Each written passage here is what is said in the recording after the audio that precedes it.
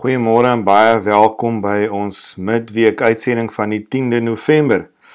Dit is lekker om uit kwarantyne te wees en natuurlik weer vanoggend 'n bietjie saam te gesels oor ons teks. Onthou, ons het nie 'n Sondagplasing as ons 'n gasprediker het nie. Baie keer het ons gaspredikers op 'n Sondag nie ook hulle eie video-opname nie. En dit is dan die rede daarvoor. So baie welkom dat ons weer kan saamgesels en ek gaan vir vandag 'n bietjie 'n teks gebruik wat ons in ons onlangse Logos Bybelgesprekstye saam hanteer het uit Johannes 2 en 'n paar perspektiewe natuurlik daaruit kry vir vanoggend. So voor ons verder gaan, kom ons sluit ons hoofde in gebed en ons bid saam. Here, dankie vir u woord, dankie vir die voorreg dat ons daarin kan delf en kan saam lees en saam vra en dat die teks met ons praat. Dankie dat ons kan erken, dit is u Gees wat hierdie woord geïnspireer het.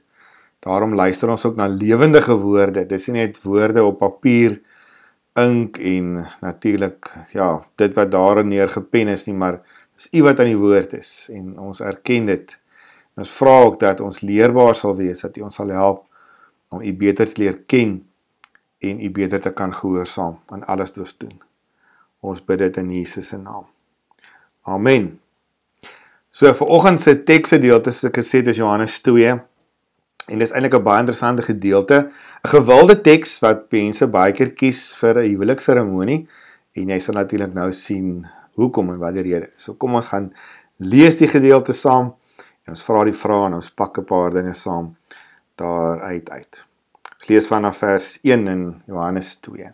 Op die derde dag, daar's natuurlik nou iets wat vooraf gebeur het. Jesus het disippels begin bymekaar maak en hy is in Galilea in 'n klein dorpie Kana. Unieke beskrywing wat Johannes het. Ons kry nie hierdie vertelling in die ander evangelies nie. So daar was 'n bruilof in Kana in Galilea en die moeder van Jesus was daar. Jesus en sy disippels is ook na die bruilof genooi. Toe die wyn opraak, sê Jesus se moeder vir hom, hulle het nie meer wyn nie. Maar hy sê vir haar, waarom sê u dit vir my? My tyd het nog nie gekom nie. Sy moeder sê toe vir die kelners, wat hy ook al vir julle sê, moet julle doen. Dis dan tipies ma, hè? Wat ook al hy vir julle sê, moet julle doen. Sy ignoreer heeltemal wat Jesus vir haar sê.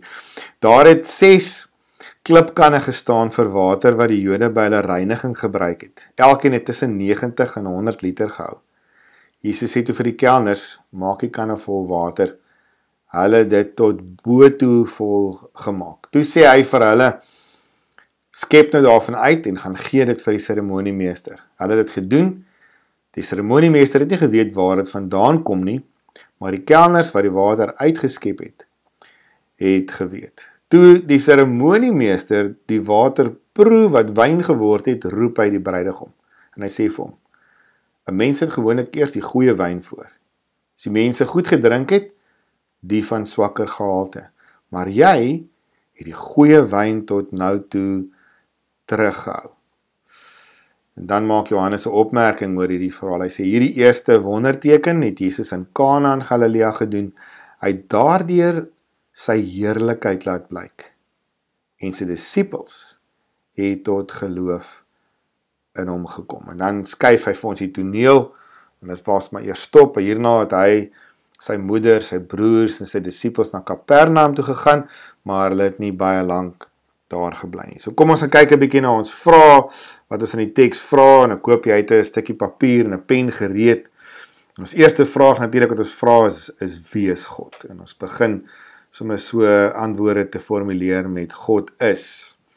Een van die belangrike ding wat ons moet leer is dat Jesus vir ons iets kom wys. Hy openbaar wie God is in die manier hoe hy optree, ook in hierdie wonderteken wat hy doen, en ek het genoem daar, in die eerste skyfie, dalk nie genoem nie, maar gewys, 'n tema uit hierdie teks uit is dat Jesus besorgd is oor die alledaagse, ons alledaagse lewe, ons alledaagse behoeftes.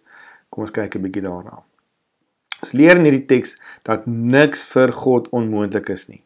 Hy verander water in wyn, en hiermee openbaar Jesus God se mag. So ons moet nou nie te lank daarin vertoef dat dit nou wyn is, en daar is so baie van dit hier. Die geleerde ouens het 'n bietjie gaan bereken, dis meer as 540 liter wyn. So dis oorgenoeg natuurlik, maar die punt is dat Jesus sy mag laat blyk. en hy openbaar daarmee ook God se mag aan die mense. God is ook die God wat voorsien. So ek reeds gesê, daar's oor genoeg wyn, maar daar's nog iets wat ons moet oplet. Dit gaan oor die beste kwaliteit. Daar's 'n besorgdheid by Jesus in sy versorging van hierdie verleentheid wat daar is. Die wyn raak op, die bruidegom moes voorsien vir 7 dae lank se partytjie. En dit is wat Jesus op die einde verander. Ons weet nog nie hoe lank is die partytjie reeds in die gang nie, maar daar was nie genoeg nie. En die betrokkenheid van wyn het juis gegaan aan die voorsienigheid van God, en sy salwing en seën, want dit is deel van die vrugbaarheid van dit wat God voorsien ook uit die omgewing, uit die natuur uit. So dit gaan nie oor hoe baie die mense gedrink het, dis nie die fokuspunt nie. Dit gaan oor God wat ons versorg en vir ons genoeg gee om ook die lewe met verantwoordelikheid te kan geniet. En God voorsien daarin ook oor genoeg. God is ook betrokke by mense se alledaagse ritmes. Ek wil 'n bietjie daarvan uitpak. Onthou, hier is die klipkanne wat vir die reinigingsrituele van die Jode gebruik is, en Jesus verander daai klipkanne se water, die inhoud daarvan wat volgemaak word, verander in wyn. Daai klipkanne sou nooit gebruik kon word vir die reinigingsrituele nie. Iets daarvan kom sê ook iets oor Jesus se almag, die nuwe verbond wat sou kom, die afwagting daarvan. Ek het nou nie eers genoeg tyd om dit uit te pak vir ons heeltemal nie. Maar dit gaan oor Jesus se gesag. Gereeld word daar in Johannes Evangelie vrae gevra, en ons moet mooi luister en oplet daarna oor Jesus se gesag. Gereeld vra die Jode of die Fariseërs, op wie se gesag doen jy hierdie dinge? Iets hiervan kom natuurlik baie duidelik uit. Mense glo en mense luister onmiddellik.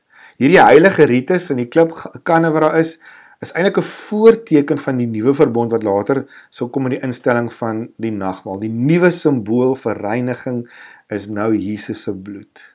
Nie daai water waarmee jy moes was voor rituele of etes of so wat die Jode gebruik het. Sy bloed waarvan die nagmaalswyn ook simbolies is. So iets vooruit ook hierin, maar ons sien dit in die gesag waarmee Jesus dit doen. Dit kom uit in die mense se reaksie. Hulle doen absoluut alles wat hy van hulle vra. En ons moet 'n les daarin leer. Kom ons vra die mense om vraag. Ons kyk na 'n paar karakters in hierdie verhaal en ons leer by die karakters 'n paar lesse. Kom ons kyk na wie aktiewe rolle in hierdie verhaal speel. Die kelners, Maria natuurlik, ek het hulle so 'n bietjie omgeruil, en dan gebruik ek met 2 afkortings, die seremoniemeester en dan die bruidegom natuurlik se interaksie. Ons leer iets by hulle, en dan Jesus se intieme groep, volgelinge, sy disippels. Hulle is ook, sien ons in die eerste verse, dan by hierdie huwelikseremonie en partytjie. Die kelners, kom staan 'n bietjie by hulle stil. Hulle is blindelinge gehoorsame mense. Hulle is daar om te dien op hierdie huwelikseremonie. Jesus het nie deel in die organisering nie, so dit is interessant hoe hulle dadelik reageer en gehoorsaam. Maria sê vir hulle, luister alles wat hy vir hulle sê, jy moet julle doen, né? Dit is so tipies 'n ma, né, so gesagfiguur. En hulle doen. Hulle het 'n blindelingse stuk gehoorsaamheid wat ons in hulle aksies sien. Ons leer baie daaruit natuurlik. Maria is oplettend. Hierdie ma van Jesus is besorgde mens. Sy sien die nood raak wat hier is. Sy gee genoeg om betrokke te raak in die oplossing. En iemand skryf oor en sê, sy keer hierdie verleentheid heeltemal om. Miskien was sy familie. Hulle was nie van Kana self nie, so hulle kom van buite af in en neem deel aan hierdie partytjie, hierdie feesvieringe. So hulle was moontlik dalk, waag ons om te sê, familie dalk van iemand van dalk van die bruidegom. En sy keer hierdie verleentheid op. Sy's 'n matriarg. So ons sien daarin iets in haar oplettendheid en haar genoeg omgee om iets te doen. Die seremoniemeester, die SM, hy's 'n bietjie passief in die verhaal, in 'n mate. Hy's 'n bietjie blasé, as ek daai woord kan leen, ten opsigte van die krisis, nie soos wat ons ook soms is. Ons maak ons baie keer self skuldig aan onoplettendheid. Tog is hy so verbaas en beïndruk met die kwaliteit wyn en ook die bruidegom se vernuf. Daar lê eintlik 'n stuk, hy komplimenteer eintlik die bruidegom. Hy sê, "Jong man, fantasties, jy het iets goed gedoen hierso, ek het iets geleer hierso. Jy het dit anders omgedoen." En hy's verbaas met hierdie uitkoms. Die bruidegom is eintlik maar self 'n bietjie blasé. Die krisis is daar, hy dalk paniekerig geraak, Maria kom tot sy redding. En dan word hy eintlik geprys. Hy reageer nie eintlik, so hy's 'n redelike passiewe karakter as ons sommer vir hom klaar kan afhandel ook in in hierdie konteks. Die intieme groep, hierdie volgelinge van Jesus, sy disippels, sien die ding, hulle is ooggetuies. Johannes vertel vir ons, natuurlik hy gee wie, hy getuig hoe wat gebeur, hy was daar. En ons sien 'n stuk geloofsgroei in hulle vertroue in Jesus en wie hy is. Op die stadium is dit nog vroeg in Jesus se bediening, so daar is 'n klomp goede wat moet gebeur, hulle op grond van hulle roeping, wat daar gebeur het in die vorige hoofstuk se einde, sien ons hoe hulle genoeg geloof het, om Jesus te begin volg, om te leer by hom. Maar hier gebeur iets groots. Volgens Johannes se vertelling is dit die eerste wonderteken dan wat Jesus doen. Gee die teks vir ons 'n opdrag. Ons het dit mos nou 'n bietjie omgedraai, so dit is in die verlede gehad het, ons hanteer hierdie vraag nou voor die laaste ene, en kom ons kyk 'n bietjie wat se opdragte het God vir ons. Hier is 'n duidelike opdrag, vertrou God blindelings. Ons leer dit in die kelners se reaksie. Nou, dit het harde werk van hulle gevra. Onthou, daai klipkanne was so swaar om te dra na die waterbron toe. So hulle moes met ander kruike hardloop na die fontein of die put in die dorpie en water gaan haal en dan in hierdie klipkanne kom gooi. So dit het tyd gevat. Daar was reeds elke dag as die mense by hierdie partytjie, die feesmaal opdaag, sou hulle deur 'n reinigingsritueel, 'n wasritueel gegaan het. Hulle voete, hulle hande, hulle gesig. Dit was die gebruikelike ritueel. So daar was taamlik al sak aan die water in hierdie klomp klipkanne wat daar was. Maar hulle vertrou. En dit sê iets vir ons.